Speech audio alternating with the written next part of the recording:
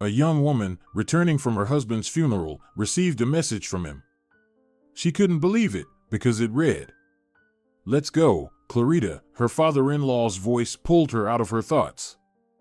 She was thinking of her husband, whose body the gravediggers had just covered with earth a few minutes ago.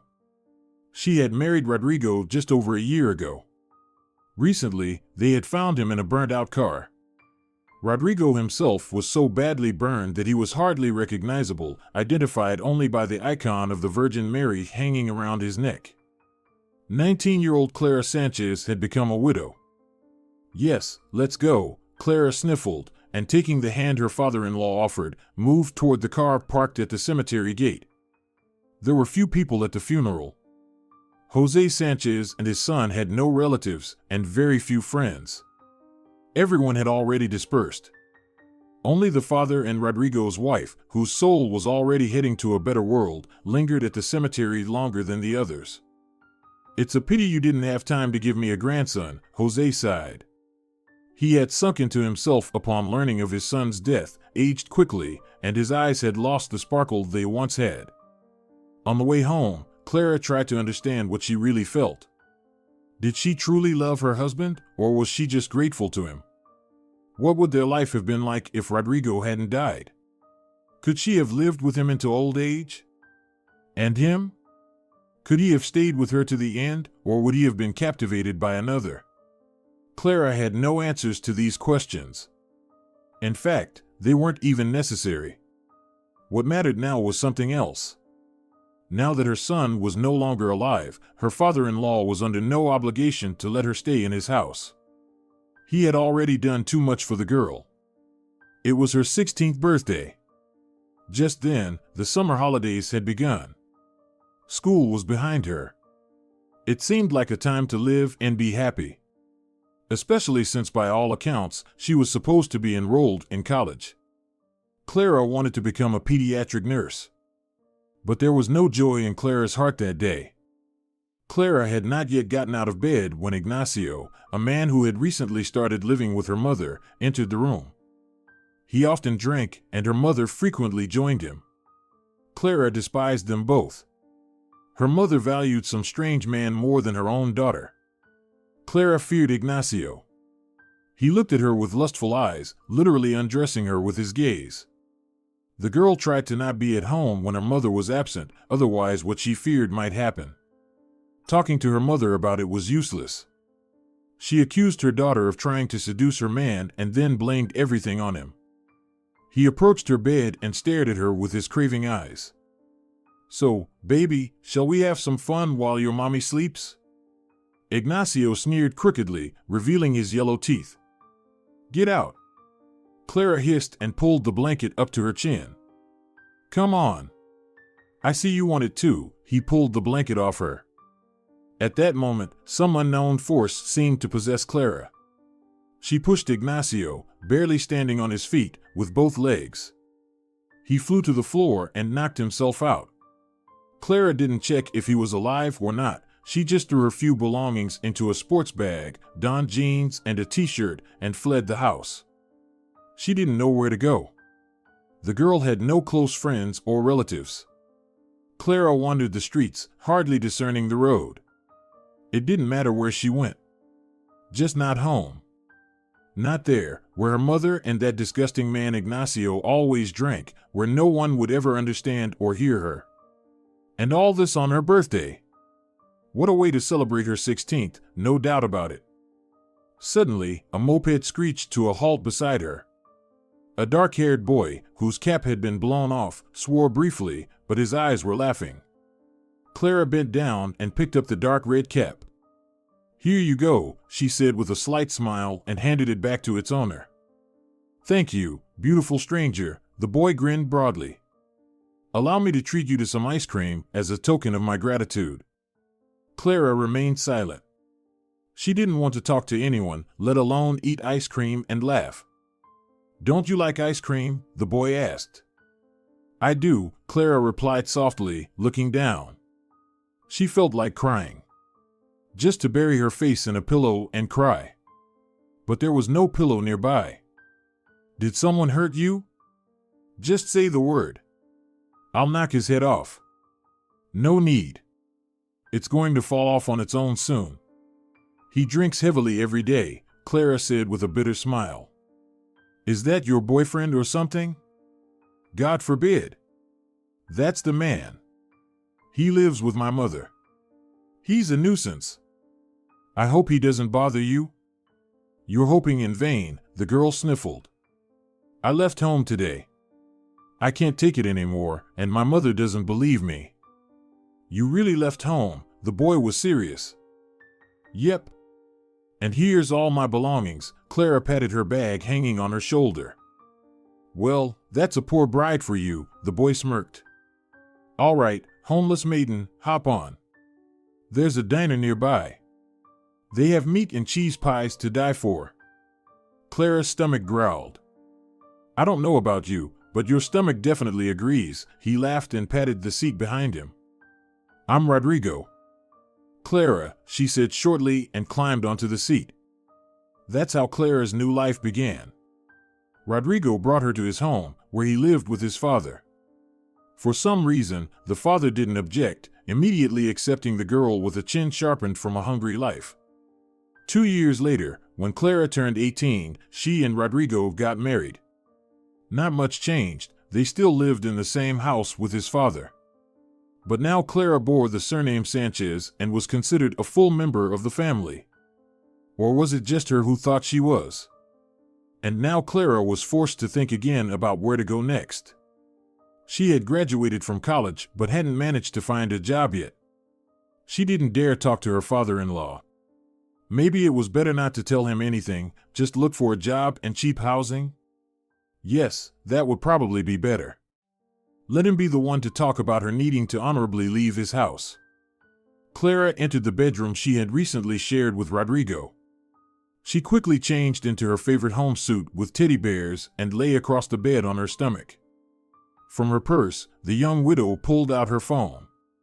There was one unread message. The number was unknown. Clara opened and read the message. My snake, come to our place. I'll explain everything. Don't believe what happened. I am alive. I love you very much. Tell no one. I'll wait for you at the old church. Yours, Mag. Only Rodrigo called her Snake, and she called him Mag. These nicknames had been given to each other at the very beginning of their relationship. But what did all this mean? She had seen her husband dead herself. Yes, he was badly burned, but that icon, could it really be that it wasn't his body they found in his car? But whose was it then? And why would that person wear his icon? Clara read the message over and over again.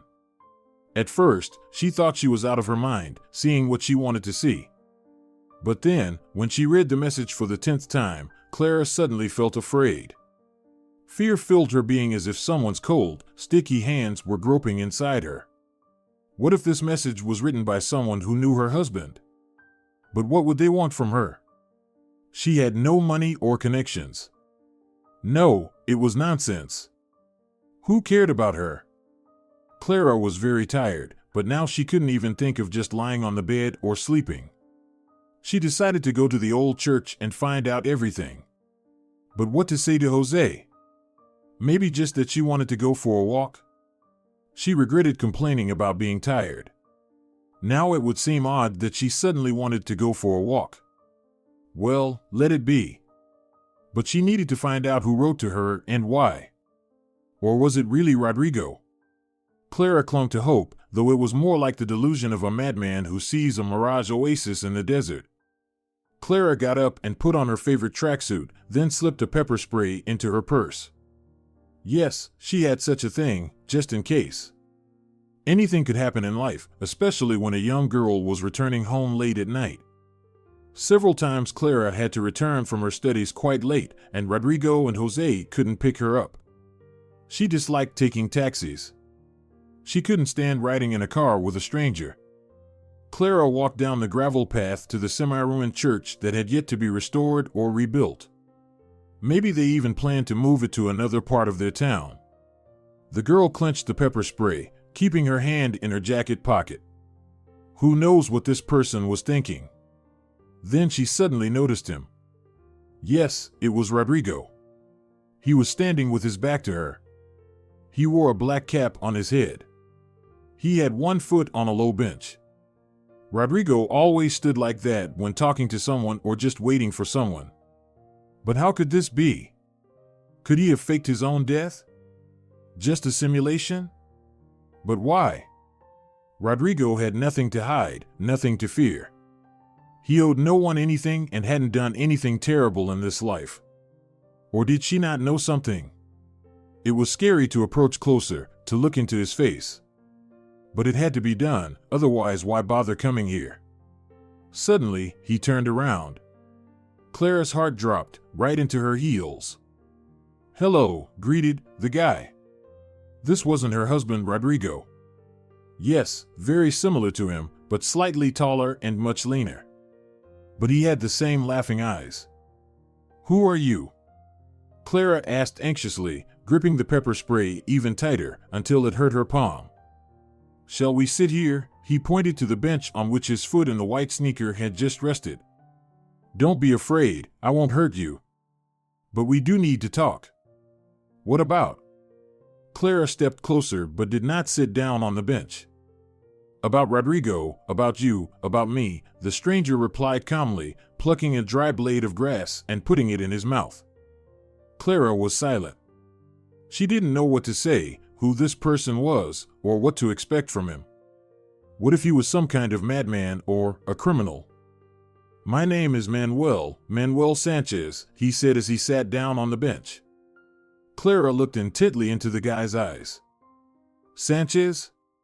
Clara asked quietly. Yes, your husband Rodrigo is my biological brother, Manuel said somewhat bitterly. That's not true. I would have known, Clara's eyes sparkled. Rodrigo doesn't have a brother. Neither he nor his father, my father-in-law, ever told me about any brother named Manuel. I heard about a little sister. She unfortunately died when she was 4. They didn't like to talk about it, and I didn't pry. I didn't reopen their wound. But there was never any talk of a brother. My father wrote me out of his life, Manuel said, rubbing his forehead. Because I'm to blame for my sister Delfina's death. How? You killed her? Clara's eyes widened. I was left alone with Delphi. She was watching cartoons and eating popcorn.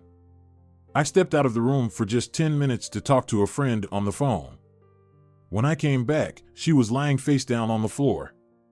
When I rushed to the little girl, I realized she wasn't breathing. How horrible!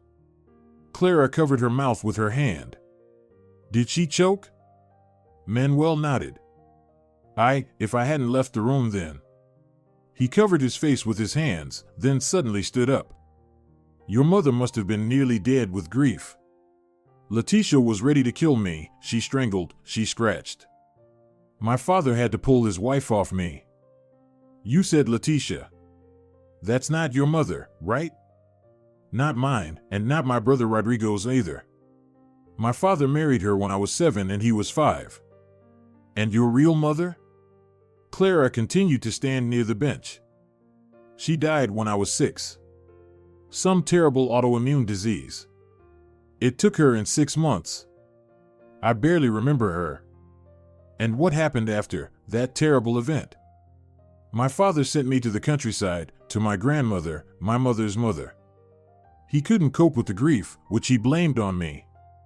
Letitia immediately left and filed for divorce. I became an outcast in my own family. Ever since then, I was 12 at the time. Since then, I haven't seen my father or brother. He couldn't cope with the grief? But you were just a child. You didn't mean anything bad. Exactly. But my father deprived me of everything, and Rodrigo was loved. My brother had everything he wanted, and I herded sheep and helped my grandmother churn cream and make cottage cheese and cheese. I hardly went to school, I studied at home, and then my grandmother arranged with a school that was weeks away from our village to take exams at the end of each school year. That's how I finished high school. Then my grandma died, and I decided to move to the city. They sat in silence for a while, each lost in their thoughts. But how did you know about me? Why did you trick me into coming here? Clara broke the silence and sat down on the bench. A few days ago, I ran into my brother by chance. We talked, had a drink, and then he was going to go home. I stopped him, offered to call a taxi, but he acted like a madman. Did you argue? Did you accuse him of something? Clara wiped a tear that traitorously rolled down her cheek. No. It was just important for me to talk to him, to find out how our father was, how things were in general. After all, I had been deprived of family for so many years. Yes, I lived with my biological grandmother, who loved me very much. But it's different. How did you get my number? Clara asked, suppressing a sigh. He tried to write to you from my phone. He forgot his in the car. He called you Snake and himself Mag. That's how I got your number. I decided that you and I, Clara, need to discuss something. Manuel looked at her seriously. What to discuss? She wondered. Where are you living now? Are you working? I haven't found a job yet. I'm a nurse. I just graduated from college. For now, I'm living in Jose's house, your father. I don't know if he'll want to keep me under his roof. I take it you don't really have anywhere else to go or anyone to rely on, right? Well, yes, pretty much, Clara answered briefly. Then my proposal might interest you. Manuel looked up at the sky. It was overcast, and a storm was brewing. Thunder rumbled in the distance.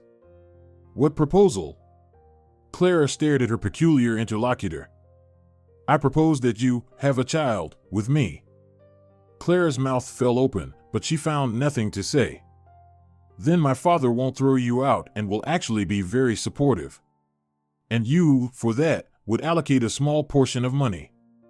My father will surely open an account in the name of your baby. After all, this child would be of his beloved son Rodrigo, the only son he thought he had. Silence hung in the air. The sound of birds fluttering in the nearby bushes and crickets chirping in the grass could be heard. What are you talking about? Clara finally asked. I'm not planning to deceive anyone. And what do you mean, have a child with you? How? I'm suggesting the traditional way, Manuel smirked. Cheap and effective. Are you mocking me now? You mean to say I should share a bed with you? Her eyebrows shot up in surprise and indignation. Well, we don't have to go that far, he chuckled. Clara caught herself thinking, strangely, that she wasn't as upset by him as she should have been. He spoke somehow sincerely, simply, and straightforwardly, without unnecessary digressions. Yes, he was proposing something outrageous, but for some reason, Clara couldn't bring herself to be angry at him. Calm down, think about it. We both stand to gain. Why should one brother get everything and the other nothing? Just because I left my sister alone for 10 minutes and she choked on popcorn? Do you think that's fair? Why don't you talk to your father? What's the point? He won't even listen to me. He doesn't care about me, you see? But you haven't even tried. Clara tucked a stray strand of milk chocolate-colored hair behind her ear.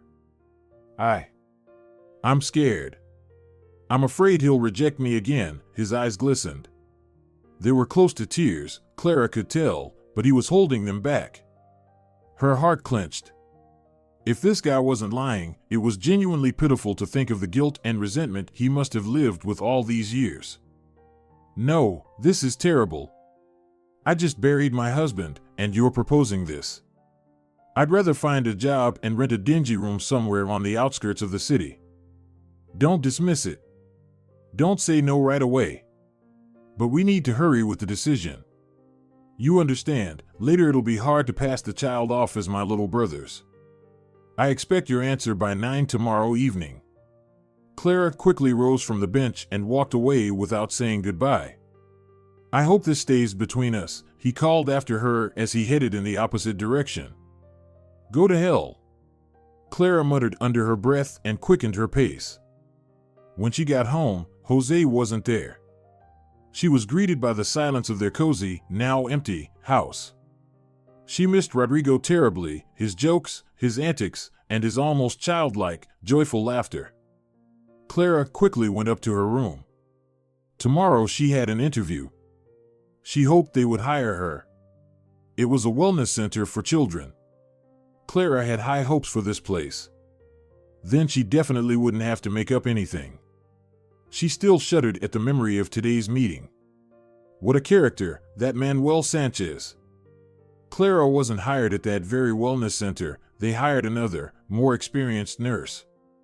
Finding a room didn't work out either. She returned home gloomy, like an autumn cloud before the rain.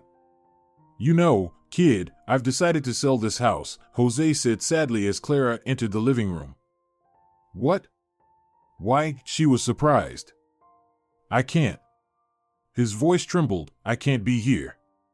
Everything reminds me of Rodrigo. If he had at least left me a grandson or granddaughter, then it might have been easier to bear.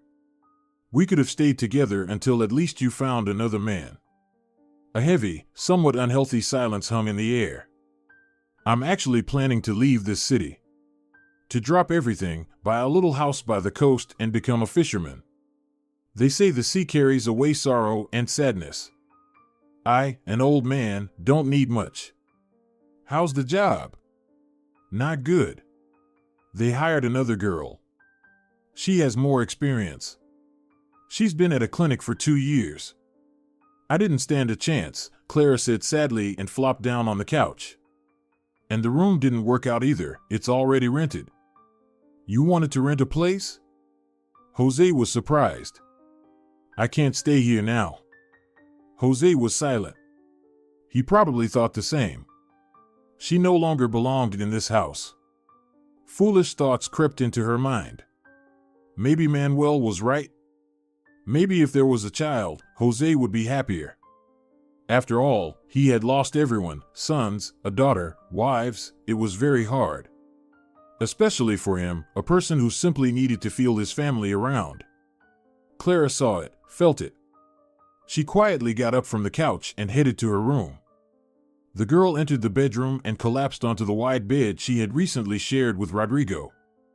"I'm in." She quickly typed a message to Manuel and, tossing aside her phone, closed her eyes. They met at the same place, the half-ruined church.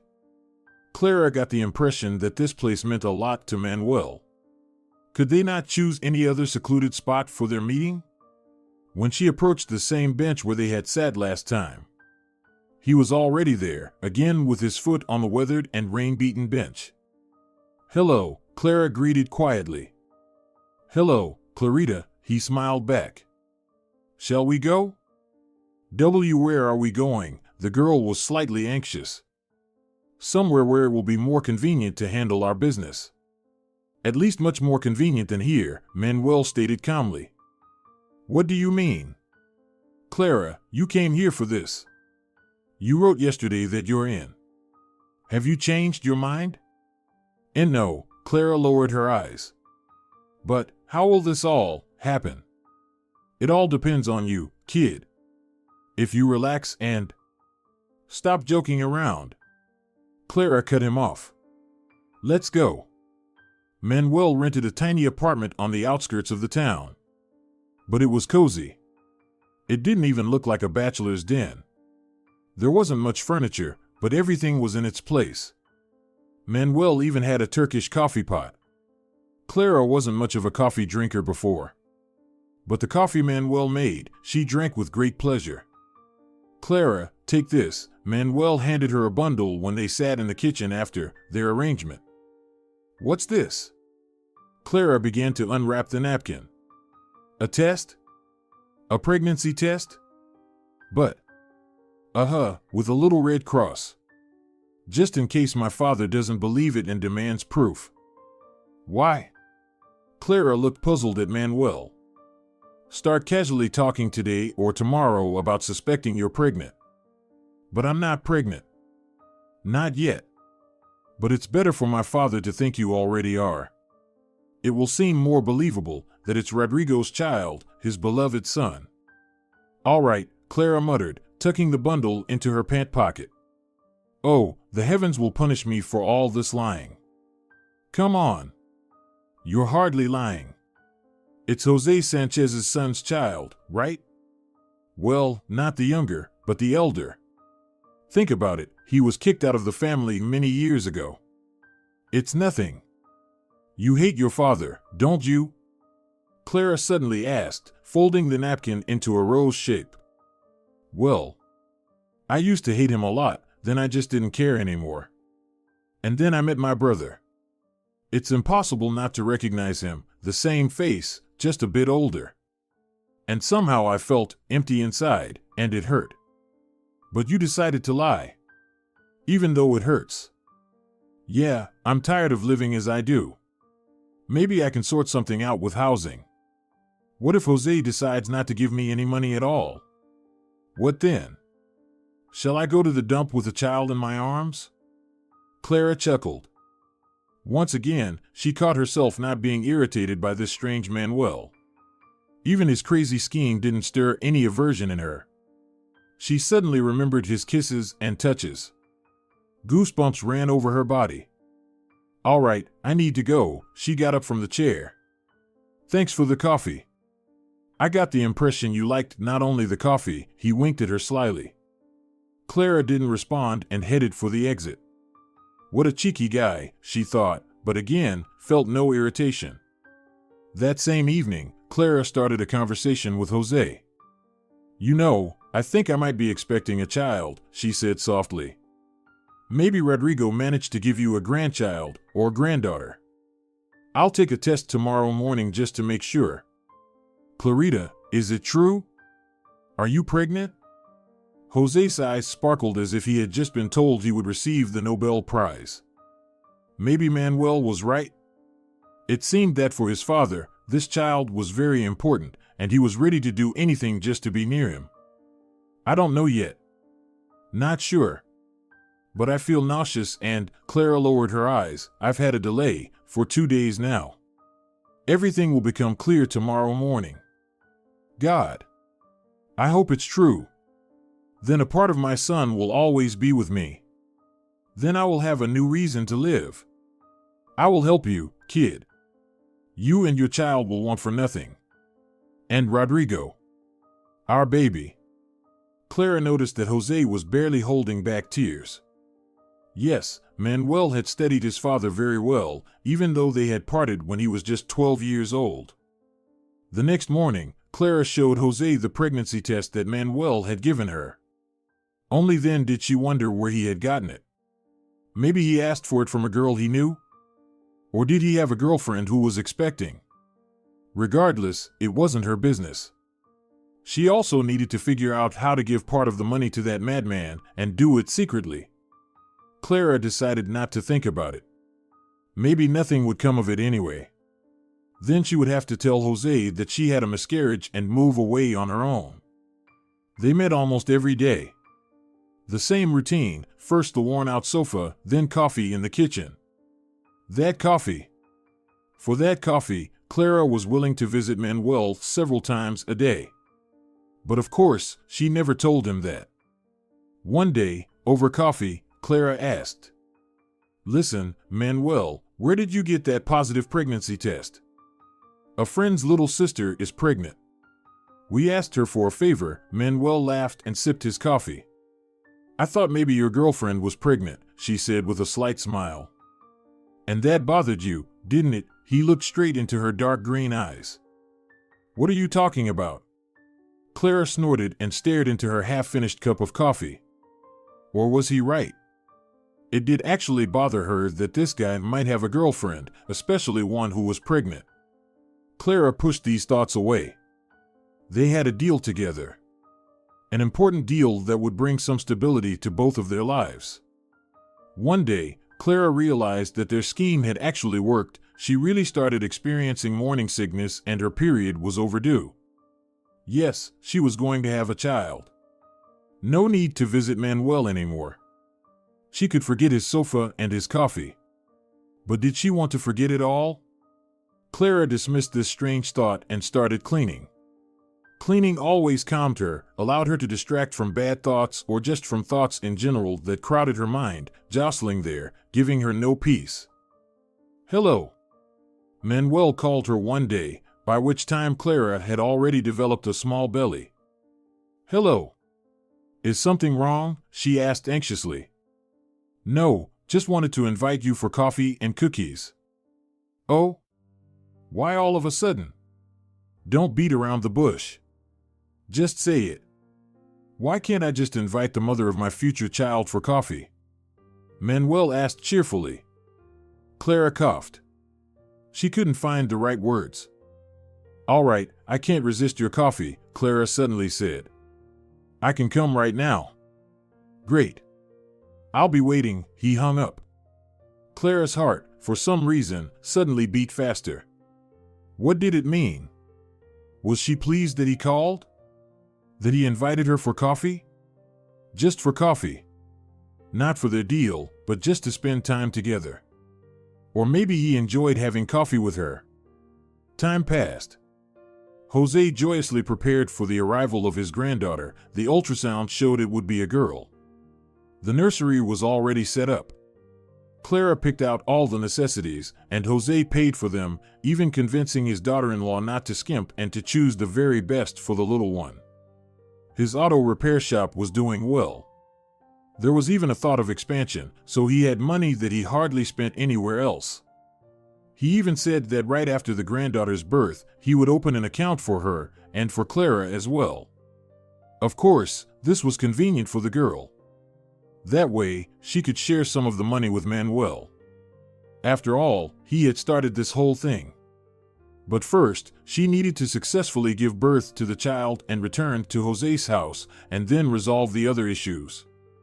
Manuel said nothing about the money or how all this would happen.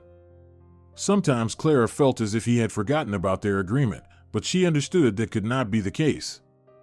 Not everyone would dare sleep with his brother's wife for a child through whom one could get money from a father who had disowned you many years ago.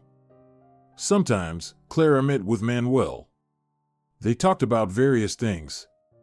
He told her about himself, how he herded sheep and read textbooks on the side, and she talked about herself, her unfortunate fate, about her mother and her man who gave her no peace, about Rodrigo, who saved her from vagrancy and other related problems. Clara began to realize that she was thinking of Manuel more often, recalling his strong arms that had held her so tightly back when they were still in the process of achieving their common goal. His voice, so calm and slightly husky, gave her chills. When he spoke, it seemed to her that everything in her life, and in the world at large, would be all right.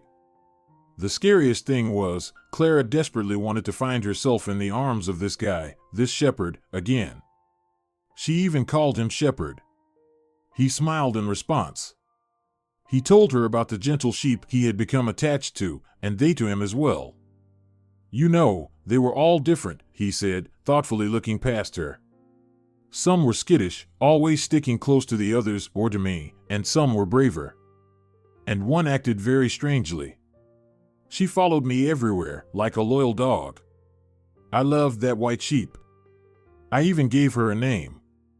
And what did you call her? Clara asked with interest. You won't believe it, he laughed. Clara. Are you serious? Seriously. You know, my little sister, the one that, you understand. Yes, I understand, Clara said softly and placed her hand on his. So, I never let my grandmother slaughter her. She died of old age, can you imagine? That's love, Clara said dreamily. You're so sentimental and kind. It's a pity that things turned out this way, her lips puckered, pulling inward, turning into a thin line. It seems that's how God wanted it, Manuel simply said, and then he suddenly reached out to her and kissed her. How her lips had yearned for his kisses. In that moment, she forgot everything, her mind a vacuum. All she wanted was for Manuel to continue, asking no questions, explaining nothing. That day the old sofa in Manuel's life returned, though after the coffee this time. From that day on, Clara could not get the father of her future child out of her mind. At night she thought about how she was going to live further. Would Manuel take some of the money and simply disappear from her life, while she would live with Jose and raise her daughter? Most likely, that would be the case, as she had chosen this path herself, and Manuel had merely suggested it. He hadn't pressured her, hadn't forced her, hadn't coerced her into anything. But how could she forget those laughing eyes and strong, gentle hands? And those kisses that made her forget everything, and their conversations over a cup of coffee? Shepard, are we really going to part ways soon? How sad, how painful. The Sanchez home was filled with the spirit of Christmas. Lights twinkled everywhere. The door was adorned with a wreath made of fir branches, dotted with tiny golden pine cones. The air was scented with gingerbread and mulled wine, which Jose masterfully prepared. Imagine, he said as he and Clara sat in the living room, sorting through a box of Christmas decorations, next Christmas we'll be celebrating as three. Well, unless you get married and fly away somewhere, leaving me alone. Jose, stop it, you're like a father to me. Clara exclaimed and patted his shoulder. I will never leave you and will never forget your kindness. Thank you, kiddo. You're like the daughter that God cruelly took from me, he sighed heavily, but then smiled. Let's hang this moon over the TV. Wouldn't that look great? I think so. Clara suddenly turned pale and clutched her stomach. Oh, it hurts. It seems it's starting. Don't worry, dear, I'll drive you to the hospital. Can you walk? Yes, I'll grab the bag I prepared and meet you at the car. Go start the car. I'm on it. If anything. It's fine.